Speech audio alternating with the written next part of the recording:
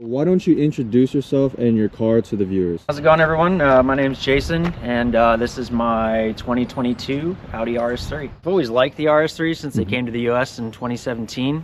I was actually pretty close to pulling the trigger on a used 2019 when they announced the 8Y. When I saw what the 8Y was going to come with, the torque vectoring rear differential, upgraded interior, I decided I was going to wait. And it was a fairly long wait. They announced this car in like early 2021. There was no real release date for the US. I started calling dealerships, trying to get on wait lists. Everyone told me I was crazy. They don't have any wait lists yet. Call back, in 6 months. So then they finally announced that they were going to start bringing these cars to the US maybe in March of 2022. Started calling dealerships. One of the dealerships that I had talked to previously already had a wait list of like 35 people. So I put my name down. Wasn't really hopeful on that one. They opened a new Audi dealer near me, went to them. Was number 2 on their wait list, but they said they didn't have any 2022 allocations. So then I just kind of started going on the hunt. Was on Audi USA's website religiously, every hour refreshing, looking for cars to pop up. This one popped up saying it was on its way to port. Called the dealership. I said, hey, what's the deal with the black RS3 you got coming in? And what RS3? What are you talking about? And I said, refresh your manifest, it's there. And they refreshed it, and sure as hell it was there. So I ended up being the first one to call on that one. Car showed up 3 weeks later. They called me, said the car's here, but we can't drive it. It's got a oil pressure fault, something like that. It ended up being a software issue. But went up there, saw the car, started talking numbers. At this time, this was 2022 when, dealers were asking insane markup. First number they came at me with was, 25 grand over MSRP, and I laughed my way out the dealer. They tried to bait me saying, oh, we've got, another dozen people coming to look at the car this weekend. I said, cool, if you can find someone to pay that, more power to you. They ended up calling me 3 days later, came in with a reasonably lower number than that, which was, within my budget. Drove up there, literally left work at 1:00 p.m. and just drove straight up there.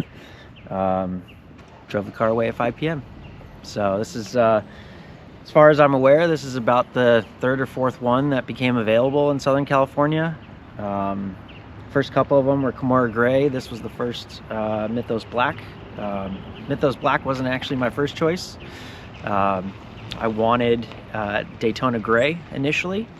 But the more I've had the black, the more I fell in love with this color. It's got 40,000 miles on it now, almost 41,000. It's my daily driver. It was between this or TTRS, but I do have a family, so 4 doors was kind of a necessity, and part of the agreement with my wife was, you can have a fun car as long as it can, haul the kid around, so that's why we're here. So let's do a quick walk around of your RS3. Sure, yeah, I think we can probably start with the most obvious.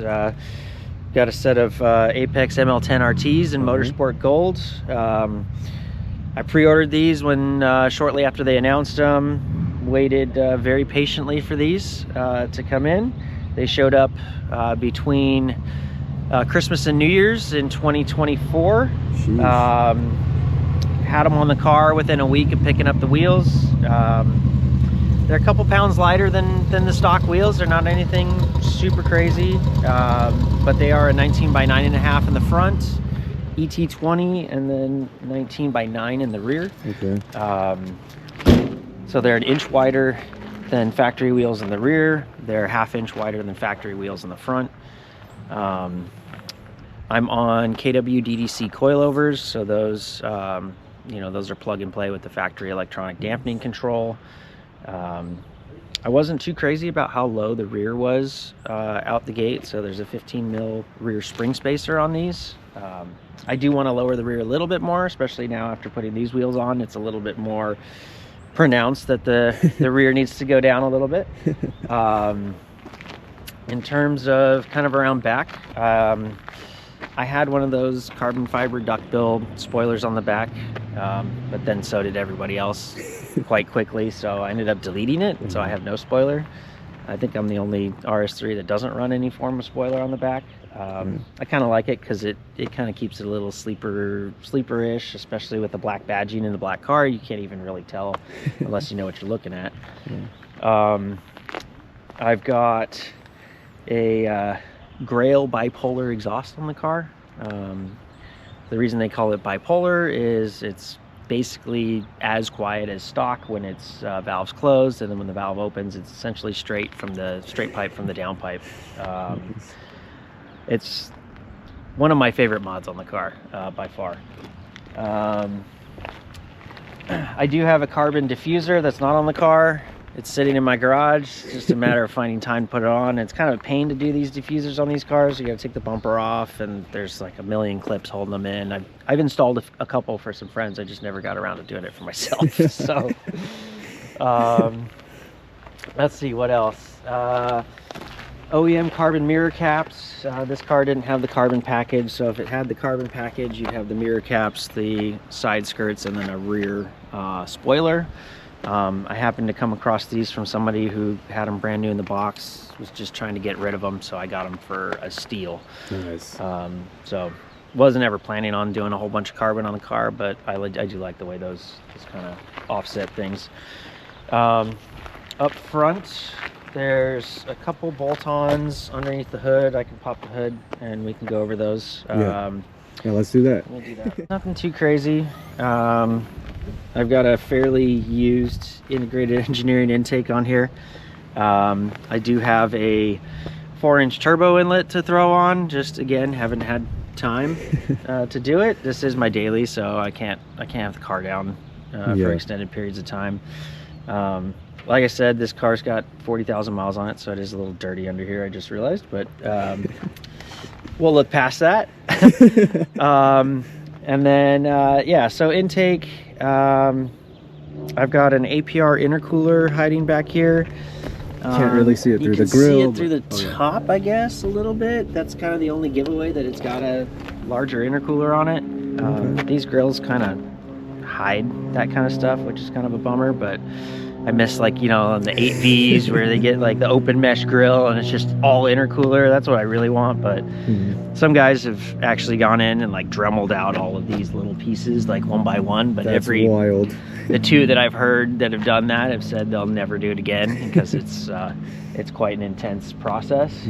I think that's all I've got in terms of like bolt-on mods. Like I said, it's my daily, so you know I want to ensure I maintain warranty and things like that too. For sure. I think really the only major problem I've had with the car, I had the water pump fail at 30,000 miles, which is common on these engines. That was replaced under warranty, so it's not a big deal. I've got a rear sway bar on the car.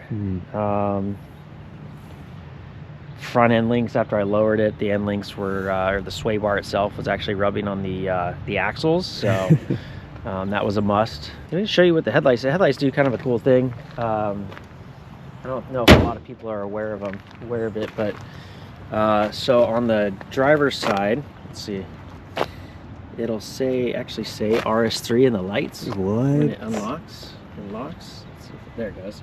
So it says RS3. Oh wow, that's clean. Yeah, that's crazy. So they actually changed this with the facelift. So the first Gen 8Y is actually the only car that has that type of lighting on it. They updated it and got rid of that, which is kind of a bummer. It's kind of gimmicky, but I think it's neat. I like it. It's pretty cool. But yeah, and then I guess last thing that we missed, only out of necessity, I've got Paragon 2-piece brake rotors on the front, and then ice sweep brake pads all around. So nothing too crazy. But yeah, I think that's about all I've got for mods on the car. Factory paddles, this was kind of a necessity in my opinion. Factory paddles, really mushy, really easy to double click. So sometimes you're driving spiritedly and you accidentally grab 2 gears going up instead of 1. It was really frustrating. So yeah, these are the JQ Works mag paddles. They have different, they're all carbon. Nice solid click. They have two different paddle styles that you can throw on. I like these ones a little bit better because you get a little bit more range of engagement with them, depending on where your hands are on the steering wheel. But yeah, I mean, other than that, that's the only mods on the interior. The only things I would probably change in the interior is the steering wheel itself. I am jealous the 8Vs have flat bottom steering wheels, and we've got this bus steering wheel that came with these cars. But you know, there's options to convert all of the, you know, piano black to either carbon or Alcantara wrapped. There's people that make that, but it's, you know, at the end of the day, it's just an added expense that I don't think, you know, is a value add in my opinion. At least for a daily driver. If it was a show car, sure.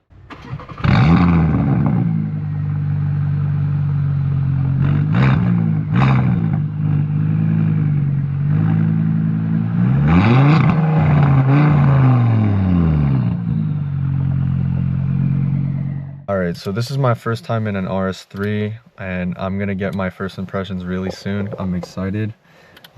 Interior is very nice. I like it. It's pretty angular. He wasn't kidding about the transporting his family, the car seats back there, so yeah. Plus all the little touches from my kid that she likes to leave presents for me in the car and stuff. That's funny, man. Alright, well, we're gonna get a few, you know, test drive, you know? Yeah, sounds good. You can do either sunroof open or popped for a little extra volume, or windows down. We're gonna let it warm up. Of course, yeah, that's a must.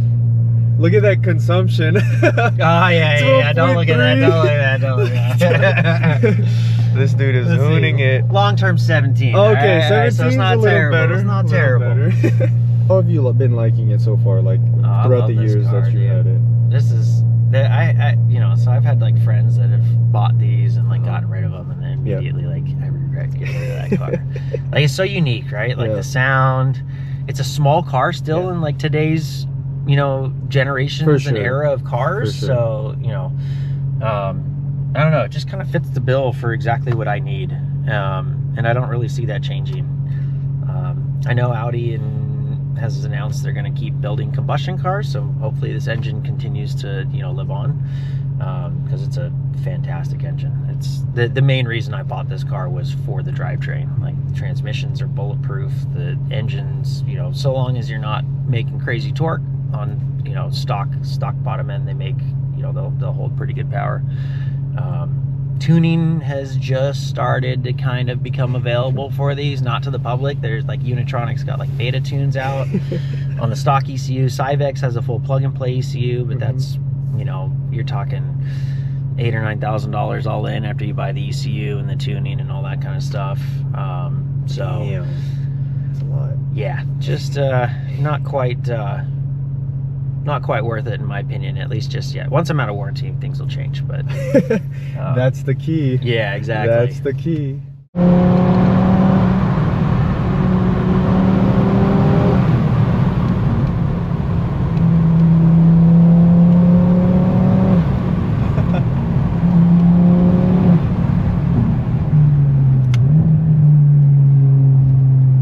Damn, this brakes on a dime.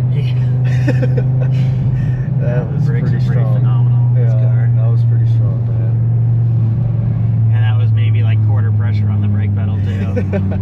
It'll stop a hell of a lot harder.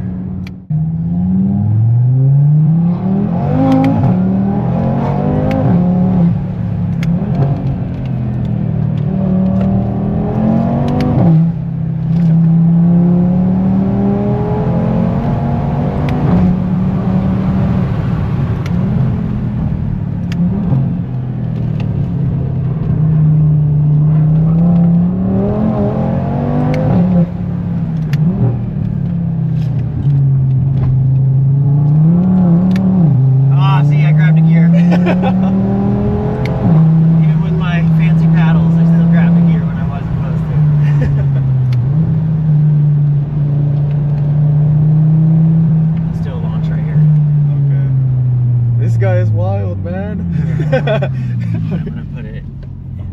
Okay, you ready? Yeah.